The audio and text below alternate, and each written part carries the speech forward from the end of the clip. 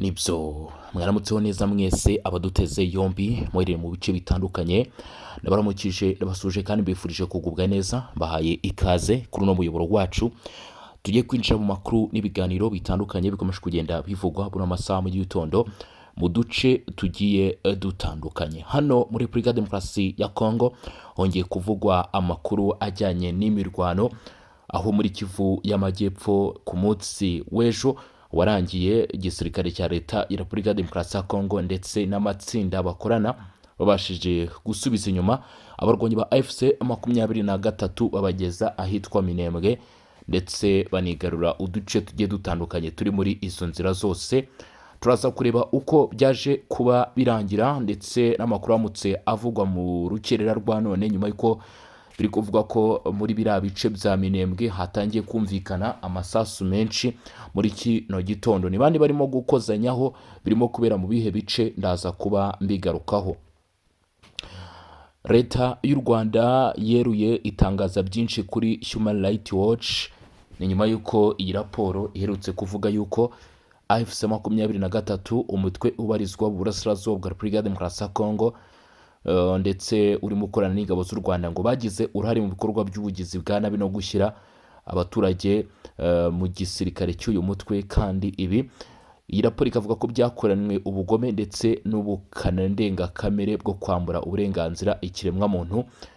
Ibi rero u Rwanda rwagize icyo rusubizaho ruvuga ko AFC M23 atari RDF. Turareba byinshi ku bijyanye n'aya makuru abavuga ko igisirikare cy'u Rwanda cyaba cyakanye AFC 23 byo birahurira he. Joseph Kabila yongeye kugira ibyo atangaza nyuma yo kumara iminsi afatiwe ibihano na Leta Zunze Ubumwe za Amerika. Mbayo ndetse naho bita Kamakombe muri teritwari ya Kabare ho muri Kivu y'Amajyepfo ibice bisatira Kavumu byongeye kumvikanamo imirwano.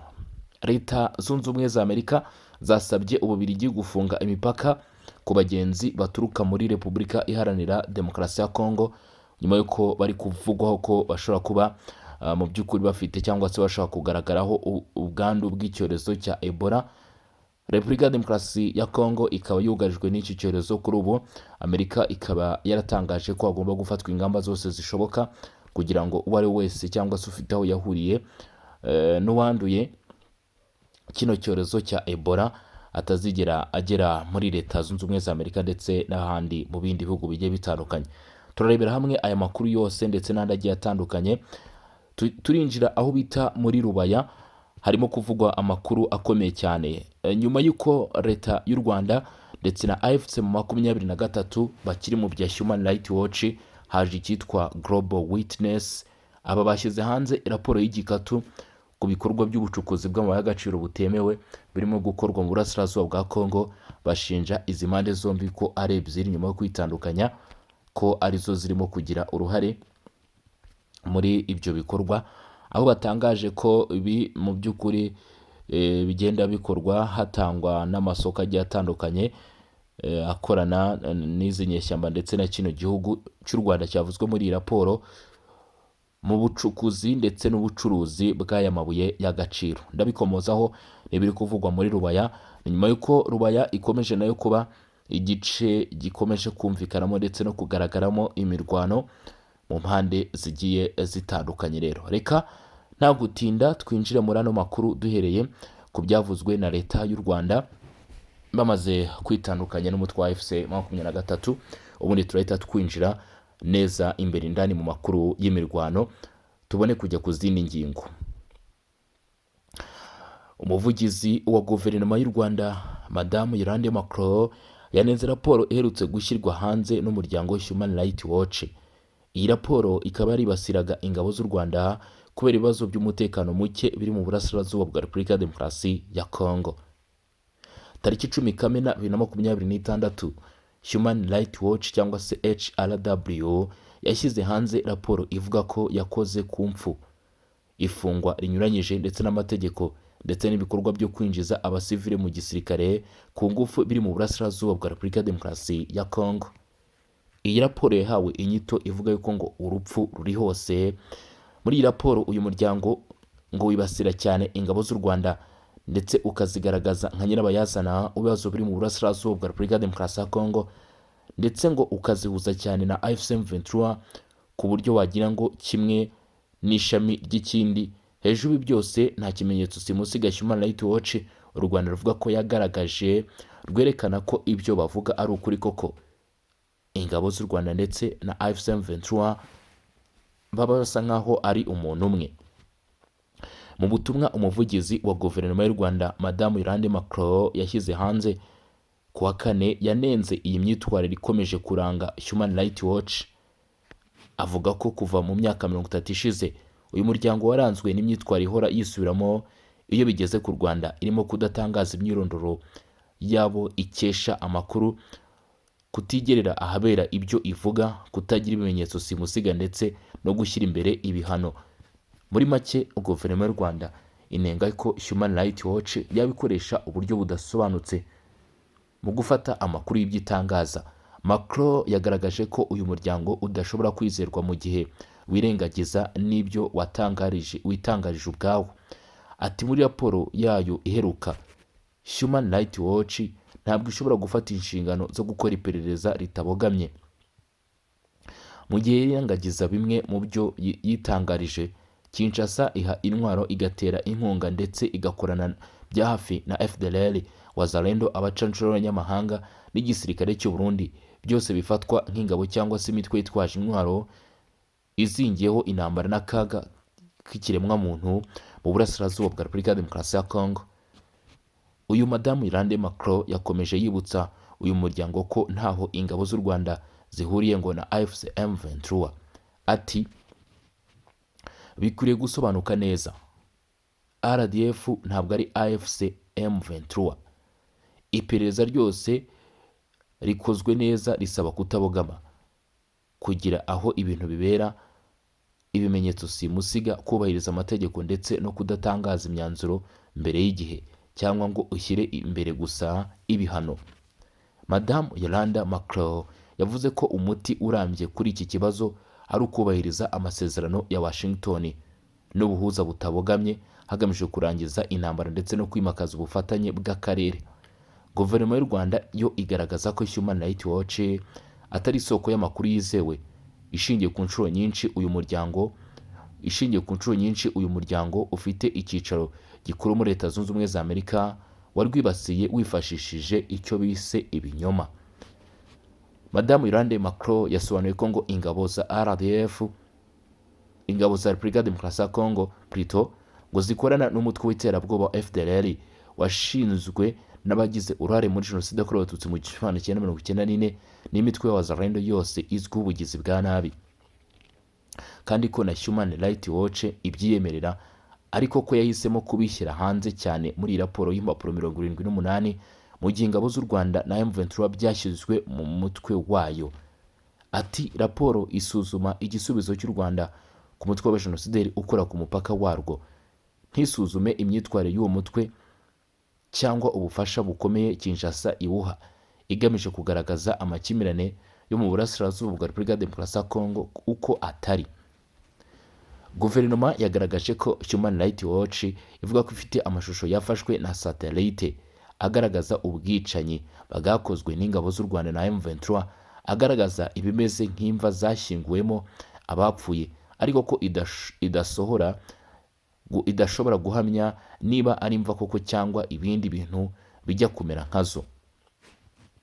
Ruti si ubwa mbere Human Rights Watch igerageje kuyobya abantu yifashishije gushyira imbere ibirego mu matangazo agenewe itangazamakuru mu gihe itera urujijo ku migereka. Guverinoma y'u Rwanda yagaragaje ko bitangaje kuba Human Rights Watch ivuga ko raporo yayo ishingiye ku iperereza, ariko ikarenga igasaba ko hakorwa irindi perereza, ibishimangira ko ibyo yatangaje itabihagazeho. Ati iperereza ry'imyanzuro itangazwa imburagihe si iperereza. Mu 2017 ngo Human Rights Watch yatangaje ko tariki 13 Nyakanga 2017 Abanyarwanda 43 bo mu burengerazuba bw'u Rwanda bishwe, bamwe barashwe n'abapolisi, abandi babanza gukubitwa, ndetse ngo hari n'ababuriwe irengero bashinjwa ubujura. Iyi raporo yiswe All Thieves Must Be Killed yatumye komisiyo y'igihugu ishinzwe uburenganzira bw'ikiremwamuntu ikora iperereza ryayo. Tariki 13 Ukwakira 2024 yereka abanyamakuru bo muri Human Rights Watch yatangaje ko bishwe harimo abakiri bazima, abandi bigaragara ko bapfuye urupfu rusanzwe. Human Rights Watch inengwa kubura ubunyamwuga mu bijyanye no gutangaza raporo, kuko iyo bigaragaye ko yibeshye cyangwa se ikabona ko yahawe amakuru y'ibinyoma idashobora kubyemera ngo byibuze inabikosore. Ibi leta y'u Rwanda ibishingira ivuga ko hakwiye ubushishozi. Uretse u Rwanda, muri Gicurasi 2026 ihuriro AFC/M23 ngo ryashinje Human Rights Watch kuri harabika, gutangaza ibinyoma no kwirengagiza ukuri mu buryo bushimangira ko ukorera mu murongo w'ubutegetsi bwa Repubulika ya Demokarasi ya Kongo. Byatanze ubutumwa risubiza raporo ya Human Rights Watch yasohotse ku itariki 14 Gicurasi ishinja aba abarwanyi baryo kwicira abasivile mu mujyi wa Uvira, gufata abagore ku ngufu ndetse no gushimuta abantu hagati y'Ukuboza 2025 na Mutarama 2026. Iri huriro ngo ryagaragaje ko ingabo za Repubulika ya Demokarasi ya Kongo zikomeje gukorana n'umutwe w'iterabwoba wa FDLR washinzwe n'abagize uruhare muri Jenoside yakorewe Abatutsi mu 1994, ariko ko Human Rights Watch idashaka kubivugaho muri raporo habe na gato. AFC/M23 yatangaje ko kubogama kwa Human Rights Watch byagaragaje ko raporo zabo zidakwiye kwizerwa. Aya n'amagambo yatangajwe na Madamu Yolande Macron avuga yuko raporo iherutse gushyirwa hanze na Human Rights Watch itavuga ukuri kw'ibirimo kubera ku butaka bw'uburasirazuba bwa Repubulika ya Demokarasi ya Kongo, ahubwo igaragaza ukubogama ndetse no kwegeka ibibazo byose ku Rwanda no ku nyeshyamba za AFC/M23. Ariko kandi avuga ko muri iyi raporo hatigeze habaho gutandukanya AFC nk'umutwe w'inyeshyamba, ni ukuvuga ngo AFC/M23 nk'umutwe w'inyeshyamba ndetse na RDF nk'igisirikare cy'u Rwanda, ngo kubera yuko bavuze ko ibikorwa bigiye bitandukanye byagiye bikorerwa hamwe. Ibi bivuzwe mu gihe hari n'andi makuru yagiye hanze nyuma y'iyi raporo ya Human Rights Watch. Abitwa Global Witness nabo bavuze yuko bashyize hanze raporo ikomeye cyane. Iyi raporo ngo ikaba n'ubundi nayo igaruka ku bikorwa byakozwe hano muri Repubulika ya Demokarasi ya Kongo bishinjwa umutwe wa M23 ndetse n'uruhande rwa leta y'u Rwanda. Ni nyuma y'umwaka urenga ngo ikora iperereza, umuryango mpuzamahanga uharanira uburenganzira n'imiyoborere myiza witwa Global Witness watangaje ko wasanze krota nyinshi ikurwa mu buryo bunyuranyije n'amategeko mu burasirazuba bwa Repubulika ya Demokarasi ya Kongo yinjizwa mu Rwanda ikavanwa inkomoko yayo nyakuri mbere yo koherezwa mu bihugu bitandukanye. Ibi biri mu bikubiye muri iyi raporo ya Global Witness nk'uko tubikesha ikinyamakuru Jeune Afrique. Iyi raporo yasohotse ku itariki 10 Kamena 2026, bivuze ngo isa n'iyasohokeye rimwe n'iya Human Rights Watch. Ivuga ko kuva mu mpera za 2021 umutwe wa AFC/M23 ushinjwa gufashwa n'u Rwanda n'ingabo zarwo wafashe ibice byinshi byo mu burasirazuba bwa Repubulika ya Demokarasi ya Kongo. Mu kwezi kwa 4 2024 uyu mutwe wanigaruriye agace ka Rubaya, agace kazwiho kugira ibirombe bitanga hafi 15% bya korota icukurwa ku isi hose. Global Witness ivuga ko AFC/M23 ikura amafaranga menshi muri ibi birombe binyuze mu misoro n'amahoro ishyiraho ku bucukuzi ndetse no ku bucuruzi bw'aya mabuye y'agaciro, nk'uko impuguke z'umuryango w'abibumbye zabigaragaje. Hagati ya Gicurasi n'Ukwakira 2024 ngo hafi toni 120 za korota buri kwezi zoherezwaga mu Rwanda zivuye muri Repubulika ya Demokarasi ya Kongo. Uyu muryango uvuga ko wabonye ibimenyetso byerekana ko hari abayobozi bamwe bo mu Rwanda bagize uruhare mu koroshya ubucuruzi bwa korota yinjijwe mu gihugu mu buryo bw'amagendu, mu gihe ubucuruzi bwari bumaze kugera ku rwego rutigeze rubaho mbere.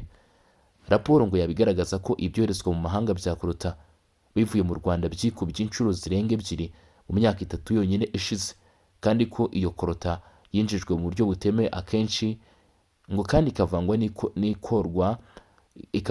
n'ikurwa imbere mu gihugu kugira ngo bigorane kumenya inkomoko yayo y'ukuri.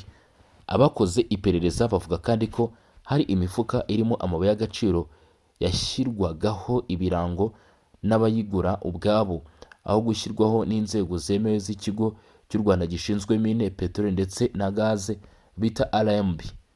Nyuma yo guhabwa ibyangombwa byerekana ko yakomotse mu Rwanda, iyo Clota yoherezwa ku byambu bya Dar es Salaam muri Tanzania cyangwa se Mombasa muri Kenya, ikabona koherezwa mu mato ajya mu nganda zitunganya amabuye y'agaciro ngo zirimo Ubushinwa ndetse na Kazakhstan.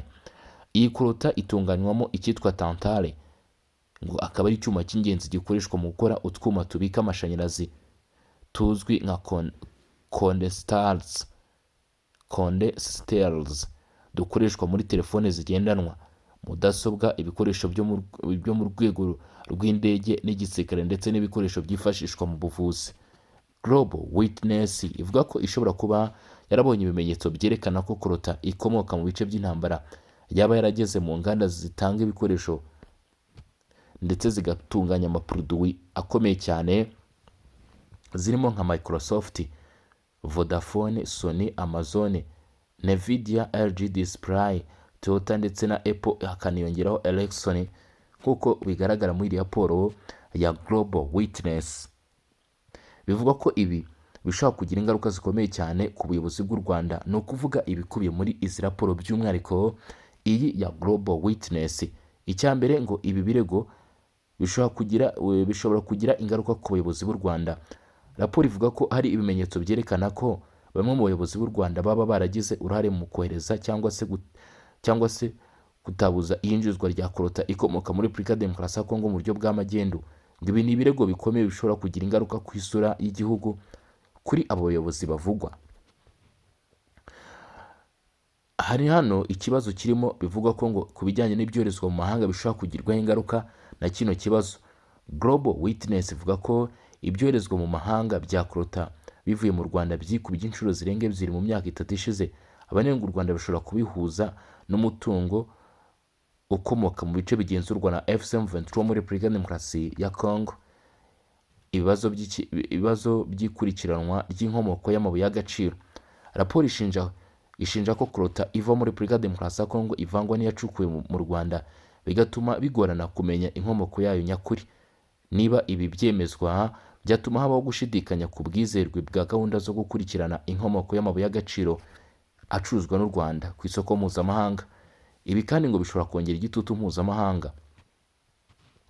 Ibirego nk'ibi bishobora gutuma ibihugu, imiryango mpuzamahanga cyangwa se amasosiyete agura amabuye y'agaciro bisaba u Rwanda ibisobanuro cyangwa se bigashyiraho amabwiriza akomeye kurushaho ku bucuruzi bw'amabuye y'agaciro. Ingaruka ku bucuruzi bw'amabuye y'agaciro rero, niba abaguzi mpuzamahanga batangiye gushidikanya ku nkomoko ya Clota yoherezwa n'u Rwanda, ngo bishobora kugira ingaruka ku masoko ndetse no ku rwego rw'ishoramari muri kino gice cy'ubucukuzi bw'amabuye y'agaciro. Haracyategerejwe kumenya ingaruka izi raporo za Human Rights Watch ndetse na Global Witness bashyize hanze zishobora kugira ku gihugu nk'u Rwanda. Ariko kugeza kuri ubu, nyuma y'uko habayeho gusubirikanya amagambo hagati y'impande zombi zisanze muri iyi raporo n'abayitangaje, ni ukuvuga AFC mu 23 ndetse n'uruhande rwa leta y'i Kinshasa, ntacyo izi raporo ziratangaho cyangwa se zirageraho nk'ibihano cyangwa se indi myanzuro iyo ari yose ishobora kuba yafatwa. Abenshi bakavuga ko mu by'ukuri ibi bishobora kuba mu by'ukuri byarangira n'ubundi nta kintu na kimwe kivuyemo muri zino raporo, ariko ibi ngo ntabwo byifuzwa n'abatuye Repubulika ya Demokarasi ya Kongo. Mu yandi makuru akomeje kugenda atangazwa kugeza kuri ubu ngubu, imirwano yakomeje kugenda yumvikana muri Kivu y'Amajyepfo. Amakuru yamutse atugeraho avuga ko agace bita Irundu kafashwe, agace bita Kakenge, Karitombe, aho bita Runundu, Karitombe, Mikenge nayo yafashwe ndetse na Karingi, kuko amakuru arimo kutugeraho arimo kubitangaza. Gusa ngo imirwano yakomeje mu masaha nimugoroba ku munsi w'ejo, masaha saa 2, saa 3 gutyo saa 12 z'umugoroba ku munsi w'ejo, imirwano yaje gutanga agahenge, ariko bigatangazwa ko nyuma y'amasaha make guhera amasaha nijoro hatangiye kongera kumvikana andi masasu mu bice byangaha mu Minembwe. Ibitangazwa ko mu by'ukuri ashobora kuba ari imirwano yongeye kubura cyangwa se yongeye gutangira hano muri tuno duce hagati y'abarwanyi b'umutwe witwaje intwaro mu 23 ndetse n'uruhande rw'igisirikare cya leta ya Repubulika ya Demokarasi ya Congo FARDC, dore ko arizo mpande zihanganye muri bino bice nk'uko mwakomeje kugenda mubyumva cyangwa se amakuru yarushijeho kugenda abageraho. Rero reka twinjire mu byo Leta Zunze Ubumwe za Amerika batangaje. Kino gihugu cyatunguranye cyane, kivuga yuko abaturuka muri Repubulika ya Demokarasi ya Congo bagomba gukumirwa kubera icyorezo cya Ebola. Leta Zunze Ubumwe za Amerika zasabye Ububiligi kubuza kwinjira ku butaka bwabo abagenzi baturuka muri Repubulika ya Demokarasi ya Congo mu rwego rwo gukumira ikwirakwira ry'icyorezo cya Ebola. Ibi byatangajwe n'ibinyamakuru byo mu Bubiligi birimo The Morgan ndetse na Latest News. Aya makuru avuga ko iki cyifuzo cyashyikirijwe ubutegetsi bw'Ububiligi mu cyumweru gishize na ambasade wa Amerika i Buruseli bita Bill White. Nk'uko ibyo binyamakuru bitangaza, Amerika yanasabye ibindi bihugu byo ku mugabane w'Uburayi gufata ingamba nk'izo mu gihe hitegurwa igikombe cy'isi cya 2026. Ubutegetsi bwa Donald Trump bwifuza ko ibihugu by'i Burayi bishyiraho amabwiriza asa n'ayasanzwe akurikizwa muri Amerika ndetse no muri Canada. Icyakora amakuru aturuka i Buruseli agaragaza ko Ububiligi budateganya guhindura politike yabwo kuri iki kibazo, ahubwo ko buzakomeza gukurikiza ihame n'amabwiriza by'ishami ry'umuryango w'abibumbye ryita ku buzima OMS. Ku itariki 18 Gicurasi 2026, Minisiteri y'Ububanyi n'Amahanga ya Amerika yashyize ahagaragara iteka ribuza abanyamahanga bagiye muri Repubulika ya Demokarasi ya Congo, Uganda cyangwa se Sudani y'Epfo mu minsi 21 ibanziriza urugendo rwabo kwinjira muri Amerika. Icyo cyemezo cyafashwe nyuma y'uko icyorezo cya Ebola cyongeye kugaragara mu ntara ya Ituri mu burasirazuba bwa Congo. Nyuma y'iminsi mike, ku itariki 27 Gicurasi, Canada nayo yafashe ingamba nk'izo mu gihe cy'iminsi 90 yahagaritse gutanga zimwe muri serivisi zirebana n'abinjira n'abasohoka ku batuye mu bihugu bifatwa nk'aho bishobora guteza ibyago byo gukwirakwiza Ebola. Abadiplomate ba Amerika bakorera mu bihugu by'i Burayi nabo bemeje ko bahawe amabwiriza na Washington yo kumenyesha ibihugu bakoreramo iby'iki cyemezo. Nk'uko RTL Belgique bitangaza, Amerika yanaburiye ko ishobora gufatira ibihano bimwe mu bihugu by'i Burayi byifashishwa nk'inzira y'abagenzi baturuka muri Afurika berekeza muri Amerika igihe byaba bitafashe ingamba zifatika zo gukumira ikwirakwira rya Ebola, ndetse Amerika ikaba yahereye kuri Belgique iyisaba guhita ihagarika ingendo ku baturuka muri Repubulika ya Demokarasi ya Congo, ariko iki gihugu kinangiye kivuga ko kizakora ibyo OMS yavuze. Muri teritwari ya Kabare muri Kivu y'Amajyepfo hari kuvugwa imirwano mu duce twa Mbayo ndetse n'abita Kamakombe. Ibikorwa byatangiye kongera gusubukura, ariko ibi bikaba bivuga ko nubwo ibikorwa byatangiye gusubukura, tuno duce tucyumvikanamo umwuka w'imirwano. Nibigwa niba nyuma y'icyumweru kimwe gusa habaye indi mirwano aho bita Kafurama ye hafi ya parike y'igihugu ya Kauzi Biaga, nk'uko amakuru aturuka muri ibyo bice abitangaza. Iyi mirwano rero irimo kuba muri utu duce ngo iragenda isatira uduce turimo Katana ndetse na Kavumu, bigatekerezwa ko isaha iyo ari yose bino bice bishobora kwibasirwa n'imirwano ikomeye cyane. Umwe mu bahoze ari perezida wa Repubulika mu gihugu cya Repubulika ya Demokarasi ya Congo yagize ibyo atangaza. Wahoze ari perezida wa Repubulika ya Demokarasi ya Congo Joseph Kabila Kabange kuri wa kane ku munsi w'ejo yagejeje ku banyekongo ubutumwa bukomeye, agaragazamo ko adashyigikiye gahunda yo guhindura itegeko nshinga ryo ku itariki 18 Gashyantare 2026 iri gutezwa imbere n'ubutegetsi buriho. Mu itangazo ryashyizwe ahagaragara n'ibiro by'umukuru w'igihugu w'icyubahiro, Kabila yavuze ko itorwa ry'itegeko rigena uburyo bwa referendum ryemejwe n'inteko ishinga amategeko ari ikorwa rikomeye rinyuranyije n'amategeko. Yashinje Perezida Felix Tshisekedi kurenga ku ndahiro yarahiye yo kubahiriza ndetse no kurinda itegeko nshinga, avuga ko icyo yise ubuhemu ku itegeko nshinga ubu kitari ikintu cyo kugibwaho impaka. Kabila yavuze ko igihugu kiri kuyoborwa mu buryo burangwa n'ubwibone, gukandamiza ubwisanzure bw'abaturage no gusahura umutungo w'igihugu. Yavuze ko Kongo iri kugana ku butegetsi bw'igitugu ndetse no gushyiraho ubutegetsi butagira imipaka cyangwa igenzura. yagereranyije uko ibintu bimeze n'inkono y'umuvuduko mwinshi ishobora guturika igihe icyo ari cyo cyose, bitewe n'uko nk'uko abivuga igihugu kibura umwuka wa demokarasi ukenewe kugira ngo kigume mu ituze. Yifashishije ingingo ya 64 y'itegeko nshinga rya Repubulika ya Demokarasi ya Kongo iteganya ko buri munyekongo afite inshingano yo kurwanya umuntu wese wafata cyangwa wakoresha ubutegetsi mu buryo bunyuranyije n'itegeko nshinga, Kabila yahamagariye abaturage kugira icyo bakora kugira ngo barengere demokarasi. Yasabye ko habaho ubufatanye bw'abanyekongo bose hatitaye ku nkomoko yabo, intara bakomokamo, idini, ururimi bavuga, imibereho yabo cyangwa se ibitekerezo bya politike bafite. Yanashishikarije abaturage guhindura imidugudu yabo, uturere n'imijyi batuyemo ahantu ho kurengera demokarasi ndetse no guharanira uburenganzira bw'abaturage, aho yasabye ko abaturage bagomba gukomeza kugira inshingano zo kurengera igihugu.